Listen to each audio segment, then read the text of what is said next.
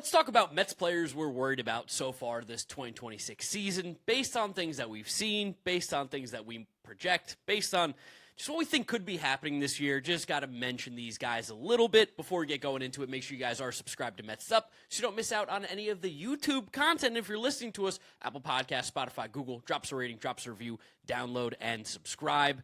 James, not a fun video, but I think one that's probably worth mentioning. We've mentioned some of these guys before. We can do a little deeper dive now. Yeah, we're coming off a series loss, so we figured might as well just lean into the bad. Next week, I'm sure we'll come off a series win. We'll lean into the good. We'll have an episode about players who we're excited about. We think higher of than when the season began. But this video, I think there's a few obvious ones that come to mind that we have spoken about, but a few underlying ones I wanted to touch on as well. But I think the easiest one to start out with is just, we've been piling on him, but I think it's fair right now. It's Sean Manaea. There's not really, at this exact juncture, a true avenue I see to Sean Manaea getting back to form unless something dramatically changes. Yeah, like the numbers across the board aren't going to look particularly horrible right now. And through 9 innings, to be honest, if Sean Manaea had a 3 ERA, I think we'd be pretty happy with that in a given start. But it's the way that we've gotten to where Sean Manaea is right now and the stuff that we've seen on the field that does make us worried. Like, let's take away the idea of that Sean Manaea, might not even be very good, or the roster construction. We're not even thinking about it from that perspective. It doesn't seem like this is a healthy Sean Manaea, and this is now year 1.5 of seeing this. Like, ever since he signed the contract, he basically hasn't been healthy after what was an amazing 2024. Honestly, couldn't have been probably better for Sean Manaea in his career, but I just don't see that same picture, and it leads me to believe that there has to be some sort of health concern, an injury, something that's causing him to be the different pitcher than we even saw in 2024 just a few years ago.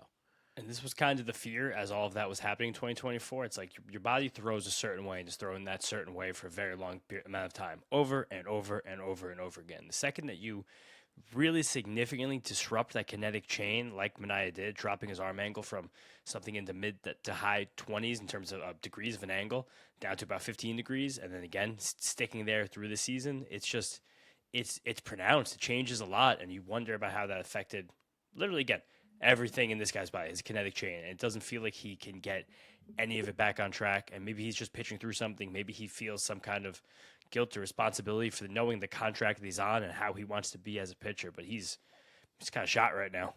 Yeah, it's tough to have a $25 million a year pitcher be the mop-up guy right now, be the 26th man on this roster, when that's ultimately what Sean Manaea is. And for this Mets team to be as good as we want them to be, for Sean Manaea to be as good as he wants to be, we need a healthy version of him. And I do wonder at some point, if push comes to shove, I don't think Mets are not going to be DFAing this guy. And I feel like people in the Mets community are probably maybe, I don't want to say hoping, but thinking that could be somewhere this ends up going. Still got another year of him after this. So, I don't think that there's a reason to DFA him right now. I am interested to see, though, if we see some health stuff pop up at some point. Just because, again, we know he has, was it the bone chips in his elbow going all the way back to last year? Part of the reason why he only threw 60 innings. Surely it's got to be just nagging him at the absolute worst.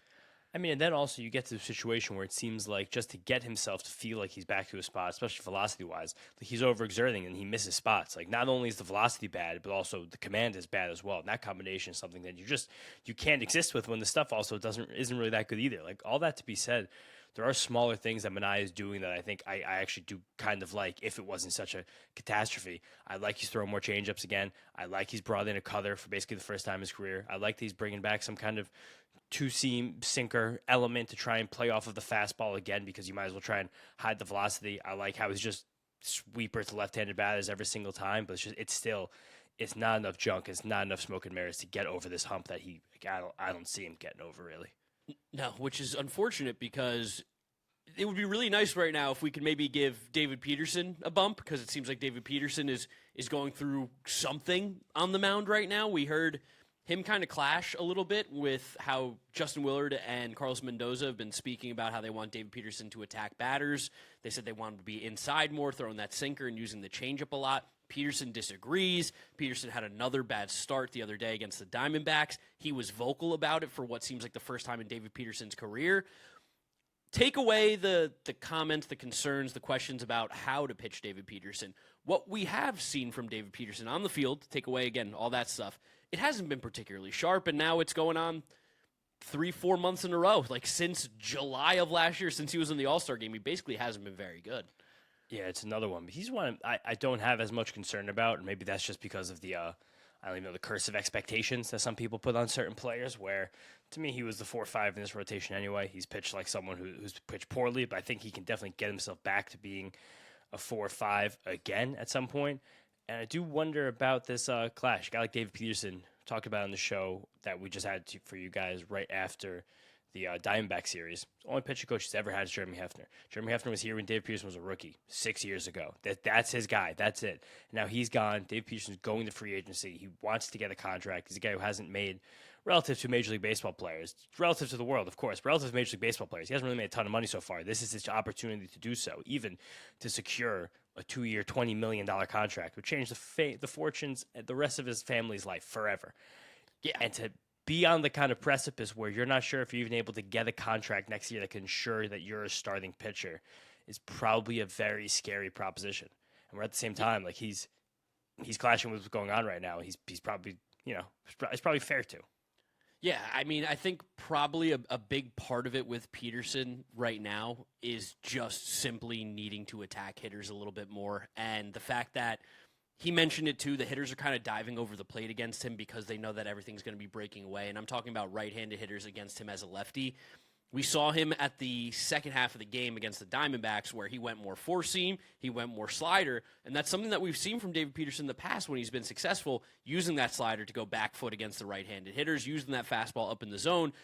Those are pitches that seem to be working for David Peterson. This is also the conversation, too, of are we trying to make players into things that they're not? Should we use what's got them here?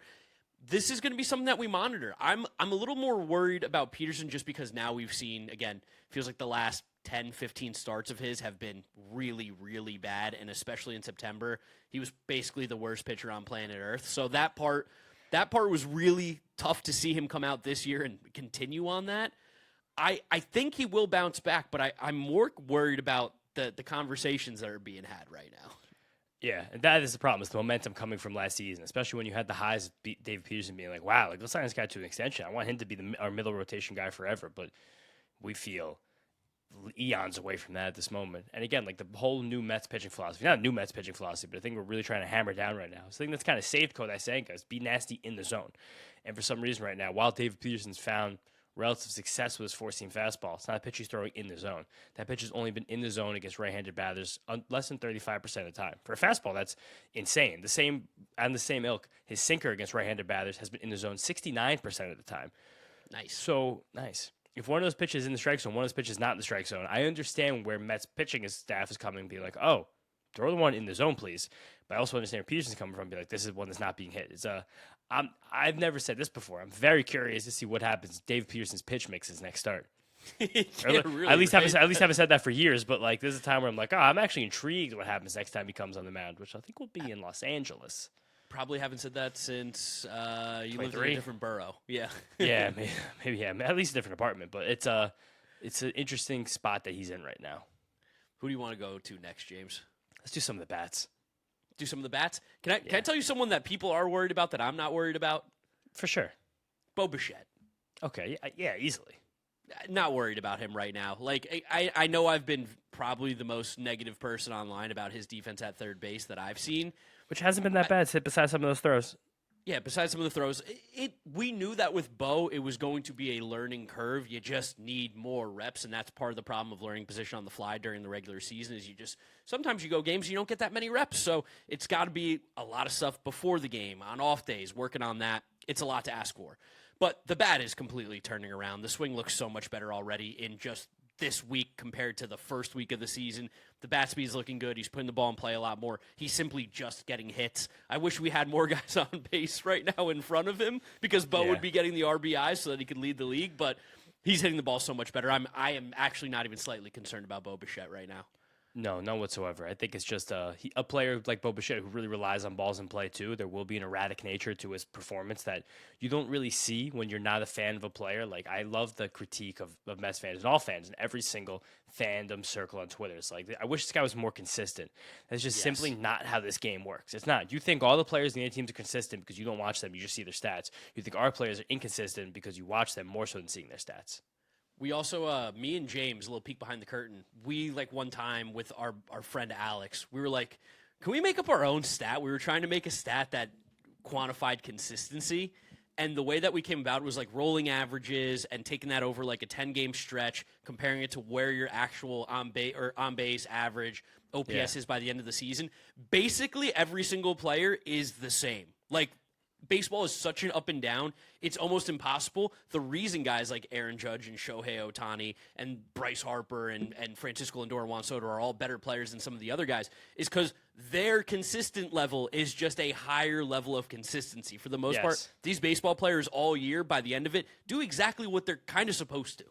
That's why I love looking at things like you said, like rolling charts. I'm looking at players on the Mets for fantasy baseball, for content, anything. I know Scott Chu of Pitcher List is like his big table that he stands on. I don't know that saying, but it's just like watch the ups and downs of where a guy goes. What makes him so good is how high the highs get and how high the lows stay. But you have to roll all season long. And it feels much more pronounced this time of the year because it's all of the sample that we have. But guys are going to go ice cold for 3 weeks in July, and you're not even going to know this. In the last 7 games, Bo has 10 hits. That's pretty much what we signed up for, right? I think that's going to happen. Again, he's plus OAA right now. Again, I think that there's still a long way to go, and the sample's not really indicative of much. But that first weekend was bad, but like in the last week, I haven't noticed his defense, which is a huge deal. It's like a ref. It's like an NFL offensive lineman. I don't want to know the names of these guys. I don't want to know. That means they're doing their job. Yes, exactly. Exactly. Right now is where it is. But on the flip side of that, someone else, this isn't even necessarily about his performance, but I have concerns about Jorge Polanco right now. But it's just because of the injury stuff. And we knew coming into the season that Jorge Polanco was a guy who was often injured, especially in the lower body. And now the fact that we have an Achilles tendonitis that's cropped up in the first week of April, that concerns me for what production and what playing time could look like over the course of a season. Yeah, Jorge Polanco, for context for you guys, since 2021, that was basically his last healthy season. We got 104 games in 2022, 80 in 2023, 118 in 24. Even last year, 138. That would be a relatively healthy season for Polanco, but that was, again, a lot of time spent at the DH spot. I don't know how much first base we're really going to see him play this year, especially like with the Achilles barking already early this year. That's not something that kind of just goes away, especially in a sport where you play every single day. You're out on the field working. It's not like football where you get a week and you can stay off of it, or maybe even sometimes 2 weeks with a bye, or the NBA where all of a sudden you won't play for an entire week and nobody really bats an eye. Baseball's every single day. It's not nagging injuries early on in the year will probably just persist the entire season. And we'll say this too. You said since 2021, that was Polanco's last fully healthy season. Yes.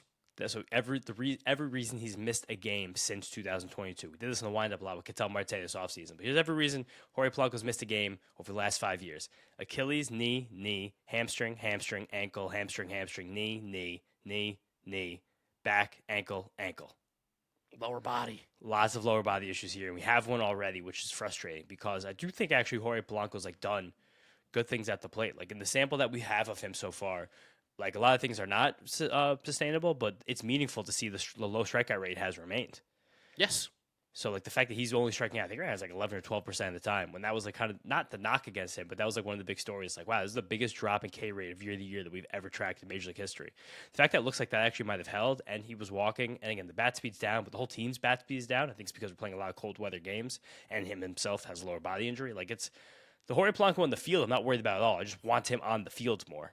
Yeah, that's the concern, is his ability to be on the field. Otherwise, again, not worried about the slow start by any means. Similarly, not worried about the slow start for Francisco Lindor. Again, we're not even going to spend much time on this, but the fact that we still have people in the Mets world who haven't gotten accustomed to the fact that Francisco Lindor's April is going to be dreadful every single year. I mean, where have we been? Where have you been? Have you been sleeping under a rock? It's just, it's fine. Like, there's never going to be any kind of real concern for me for Francisco Lindor at this point. I love and also, especially coming off the hamate stuff too. Like the batted balls that he haven't like been bad at all, and he's walking a ton. So he knows that while he can't really necessarily get the bat going in the way that we need him to right now, he's walking 16% of the time for a leadoff hitter. That is exactly what we need him to do. He's also had a few balls that he's laced that found gloves. He had that foul ball the other night. That was a hot shot down the line. That was defense has been phenomenal.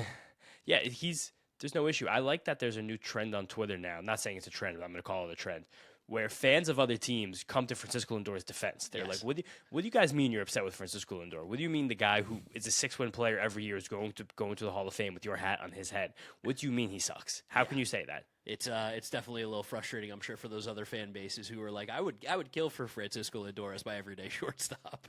Flip side of this, fair to have concerns about Marcus Semien. But again, Yes. also, this is about the burden of expectations where coming off 1,000 plate appearance from Marcus Semien, where he wasn't exactly a good hitter. So you weren't going to expect him to be a great hitter. I was hoping there would be a slight bounce back to him being a good hitter. The defense looks good, but like Great. He's running well. Yeah, he's running. All that stuff's great. It's just literally the bat to ball. I don't know if you caught it on Thursday night, but he had that single through the holes, like a line drive over the shortstop's head. And Keith was like, "Oh, this guy's the fastest swing on the team." And I went on Baseball Savant just to check, and it was like a 68-mile-an-hour swing. And like in that game, I think Robert had like an 82-mile-an-hour one. It was like, all right, well, he's like, it's just so compact. We're like, I understand. It is compact. It is compact, very compact swing, but it's not very fast. No, and here's what I'll say about Semien too, and I think maybe both of us are in this same book here where a lot of Mets fans are different, is that we knew the player that Marcus Semien was going to be as soon as we traded for him. A lot of people see the trade as we moved Brandon Nimmo to get Marcus Semien, not understanding what the actual reasoning was for that trade. And it was simply, we'll take your less bad contract for our bad contract. And it also doesn't help that Brandon Nimmo is playing really, really well for the Texas Rangers right now. And really happy for Brandon Nimmo that he's playing that well. Hope he does incredible out in Texas. But I think that's the other reason why a lot of Mets fans are also piling on Marcus Semien. He's not playing well. Plus, they see that a fan favorite, a franchise guy who had been here that they trade away to go get, is playing so much better too. Yeah, but again, this wasn't really about acquiring Marcus Semien. It was about, and it wasn't even about trading Brandon Nimmo. It was just about, and this is gonna suck to hear, it's about maneuvering contracts and contract with the Mets. Yeah. And a lot of teams in the league saw as being a potential disaster. The one thing that is giving me at the same time, this is gonna be a hard one to track, optimism and pessimism about Marcus Semien is that over the past few years, he's still, as the production's gone haywire, he's still have made some of the best swing decisions in baseball in terms of laying off the right pitches, swinging at the right ones. So far this year, that's off as well. He's swinging less often in the zone, more often out of the zone. So that tells me that either one, it's all gone, or two, either or, he's just feeling the pressure and he's squeezing the bat a little tight. He's trying to do a lot. Trying to do too much. His last 100 play appearances, I think I'm seeing on Baseball Savant, his rolling ex-WOBA. He's been like a league average hitter. That's basically all we can ask for Marcus Semien. If that WRC plus at the end of the year says 100, wow. With that defense and the speed and the base running, he's going to be an extremely valuable player to this team. Even still, probably a very similar wins above replacement as Brandon Nimmo at Texas. But again, I do wonder if we get to a point this season again. It seems like we're going to shuffle a lot because even we talked about Thursday. We're recording this before the game on Friday. Every day the lineup comes out, I don't know who's going to be in. I don't know where they're going to hit. You didn't have Jared Young hitting third today? Didn't have Jared Young hitting third today. Every single day I'm like, ooh, what's his lineup going to say? Not Here's in a bad what way, I'll but it's fun. say about Semien. I do think at some point, maybe against some tough righties, we might see Ronnie Mauricio get a little appearance at second base to give Semien a bump. Or when the team's back at full health, maybe that's Brett Baty at second base again. Could be. Possible, but we haven't seen Brett at second base yet this year because Semien is so good defensively that I don't know if they're going to do it. So, again, it's hard to even put him on this list because he's almost playing exactly like was expected, but it's still there's tiny little things about that make me feel a little worse. Who do I want to talk about next? I give you a list. Yeah, I briefly just want to mention that Brett Baty has not drawn a walk or hit a home run this season. So just want to put that out there. So just not saying worry, but just neither of those things have happened. I would like to see one of those happen. He might be it. Maybe he's a May guy too. Possible. We'll see. I mean, he wasn't very good in April last year. We know that. That's what I'm saying. The last guy that was firm on my list actually was Jonah Tong in the minors. Okay. And I think maybe that could be how we close this out with a quick taste of the minor leagues. We gotta talk about Carson Benge. Oh, I forgot Carson Benge. I keep forgetting Carson Benge. But you know what? That's good because it tells me you're not worried about Carson Benge. No, I'm never going to hold a rookie's first 2 weeks in the major leagues as like a damning event. I'm not either. Here's why I want to talk about it though. Is I'm gonna give a little positive spin here to Carson Benge stuff that's going on because while the numbers are about as bad as you could probably have for Carson Benge early on in the season. When he's been getting on base, he's been stealing. Love that. Happy to see that. Carson Benge has run the bases well. He's been playing a good outfield. He's a good athlete. And even though we haven't seen the greatest quality of contact from Carson Benge, when he is hitting the ball, he is still lifting it right now at a pretty good rate. His launch angle sweet spot percentage is one of the highest in baseball. Again, it's a little bit of a fakakta stat there. because it doesn't really take into account how hard he's hitting the baseball, but he is getting theoretically to that optimal launch angle, which is just one of those things where I'm like, I think when he starts to get a little bit more loose, swing a little more freely, we could see some actual damage being done. And then, like, he's had some hits robbed from him, too, recently over the last few days where he's hitting the ball a lot better. Yeah, I think the quality of at-bats has improved even in the last few days. 12% walk rate. That's incredible from a rook. I also do wonder if, as we spoke about the defensive substitutions not happening on Thursday, I wonder if it was a situation where, like, Carlos Mendoza told him, is like, hey, you have the day off 100%. Might need it. Yeah, that's a possibility, too, that we didn't consider in the last episode. But also, if you're doing that when you already have one guy on your bench who's unavailable, not something I can honestly condone. At that point, you have to tell the rook, like, be ready for anything. But we don't know what's a rookie. Yeah, we don't know what's going on in that clubhouse. But I'm not, by no means am I, like, freaking out about Carson Benge. The swing decisions are still good, which we knew they were still good. I wish he was hitting the ball a little bit harder, but I think that's trending up enough. And the only thing for me with him is really the strikeout rate. But I just think that maybe that's him just getting used to the speed of the big league game. Like, he's not played very much upper minors baseball. I'm really feeling okay about Carson Benge. I totally forgot even to mention him on this. Yeah, the only thing, again, looking a little bit at like the bat speed stuff and the length of swing and all that kind of stuff, his swing length is tiny, so that's good. Like, he's not, if you're going to swing not that hard, I think you do want a quicker bat. I think that's like what a lot of the contact guys do tend to go towards. Which is funny because at his swing length right now, which is actually one of the shortest in the league, at like 6.25 feet, he probably is one of the highest bat speeds of guys in that range. Yes.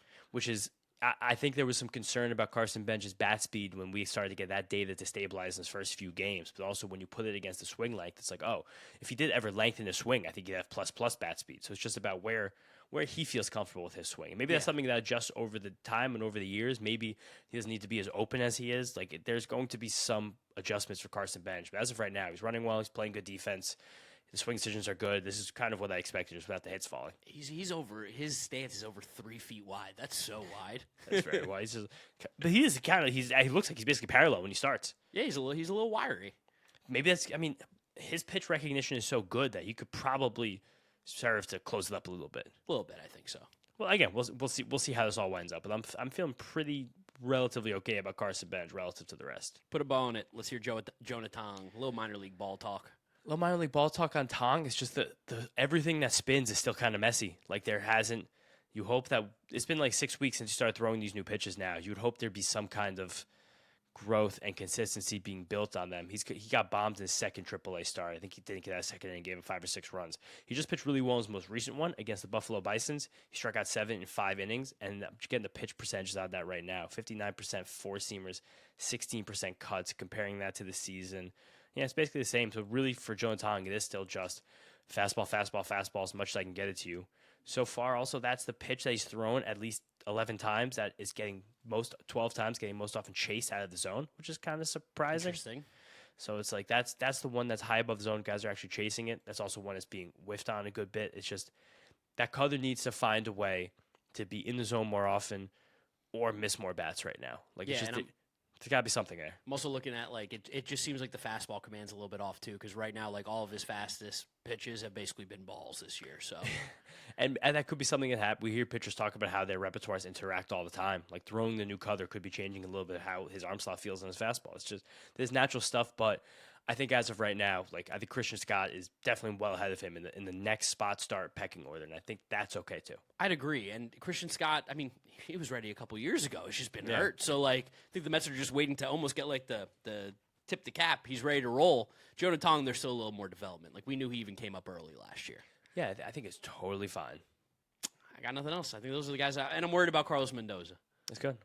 Yeah, but I don't know, just game to game. Like, let's just come on, get it together. Like, I think sometimes Mendoza he's a player's manager. He's worried about how guys feel. So I think sometimes, I don't know, maybe it's a good cop, bad cop thing. Like, maybe he needs to become a bad cop or needs a different bad cop in the dugout with him. Yeah.